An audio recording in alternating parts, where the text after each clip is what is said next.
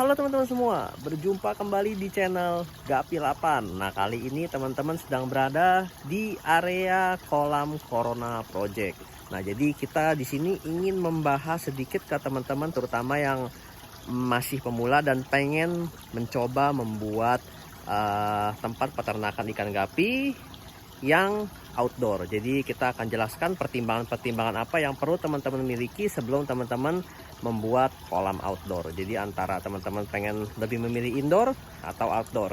Nah, kita akan jelaskan di video berikut ini.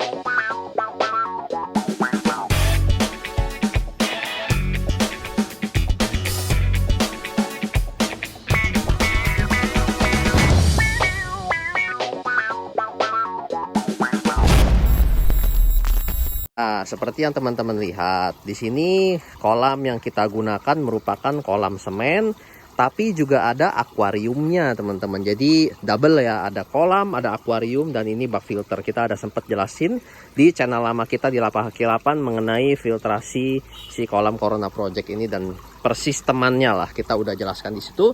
Tapi di video kali ini kita fokus membahas mengenai keunggulan dan kerugian menggunakan kolam outdoor. Nah, pertama-tama yang ingin kita bahas itu adalah dari segi keuntungannya kolam outdoor. Yang jelas yang pertama-tama, kalau misalkan teman-teman menggunakan kolam outdoor, ukurannya pasti bisa lebih besar. Karena teman-teman memiliki space atau lokasi atau tempat yang pasti lebih gede daripada di indoor.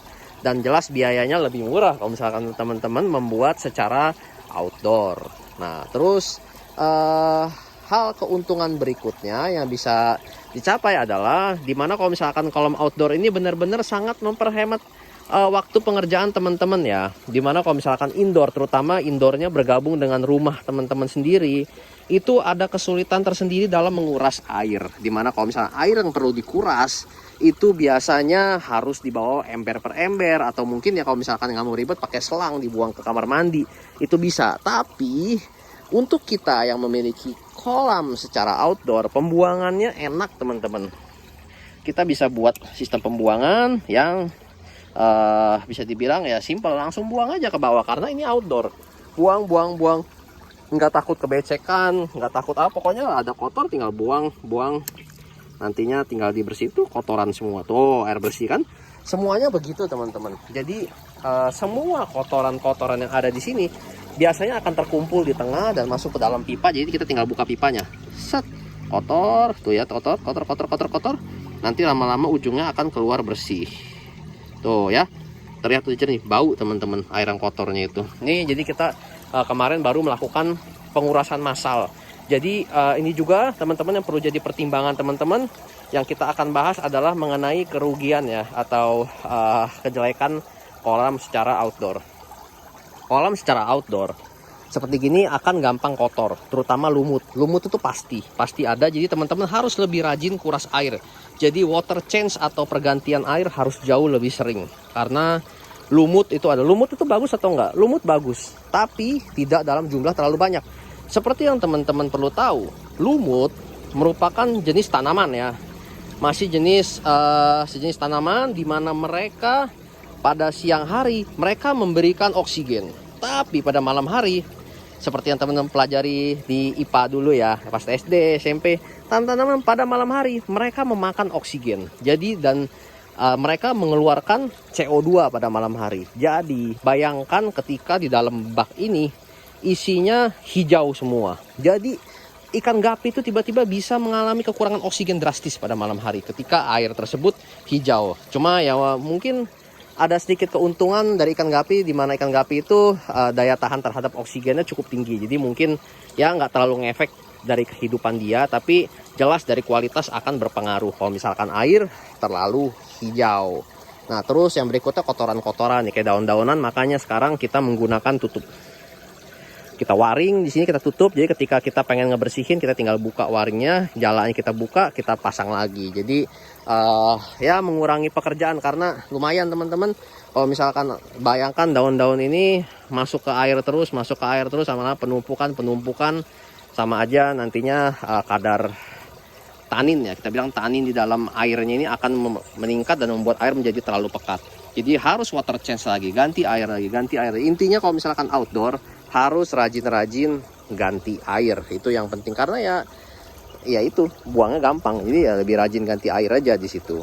Nah, terus hal penting yang perlu teman-teman pertimbangkan adalah ketika teman-teman membuat kolam secara outdoor atau akuarium secara outdoor, perubahan suhu akan terjadi secara lebih drastis daripada di dalam rumah atau secara indoor. Karena outdoor ya seperti teman-teman lihat di sini, hujan ya kena hujan, panas ya kena panas. Hal yang paling penting yang bisa teman-teman lakukan untuk menghindari tersebut adalah dengan menggunakan bak styrofoam. Kalau teman-teman tidak memiliki lahan yang luas atau mungkin budgetnya masih awal-awal ya, masih pas-pasan budget awal ya, menggunakan styrofoam itu bisa. Jadi cukup menjaga suhu di dalam wadahnya tersebut. Nah, tapi kalau misalkan teman-teman ingin membuat kolam atau akuarium begini, buatlah yang besar.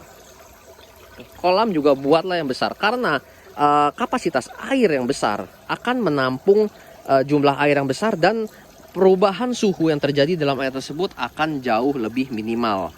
Bisa bayangkan, gampangnya sih gini aja teman-teman. Teman-teman taruh segelas air dijemur, dengan teman-teman taruh 1 drum air dijemur berbarengan. Kira-kira mana yang panas duluan? Pasti yang gelas kan.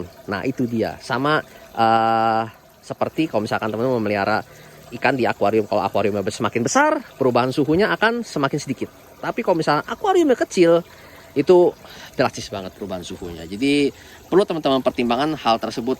Memang kalau misalkan kita ngomong pelihara secara indoor, itu ya benefitnya begitu ya, enak, perubahan suhunya nggak terlalu drastis, dan ikan bisa dibilang ya mungkin lebih sehat gitu loh kalau misalnya dipelihara secara indoor. Namun yang perlu teman-teman catat, ketika kita memelihara secara outdoor, hal yang kita nggak bisa beli sama sekali di pemelihara indoor adalah matahari teman-teman. Matahari itu bisa menjadi sumber kehidupan ikan gapi yang sangat baik.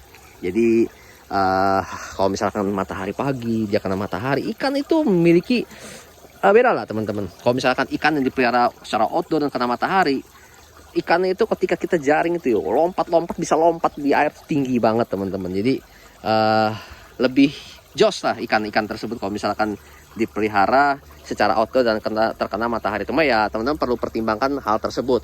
Dan ada beberapa jenis warna ikan yang kalau misalkan terkena matahari akan berubah. Nah, itu yang perlu dipertimbangkan.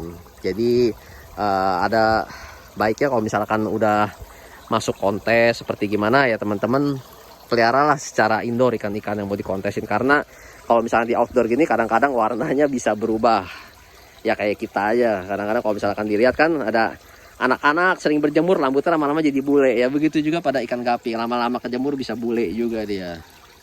Nah, kurang lebih segitu teman-teman penjelasan kita mengenai kolam gapi outdoor, antara pro dan kontra, kekurangan dan kelebihan. Semoga bermanfaat buat teman-teman semua. Salam Gapi 8.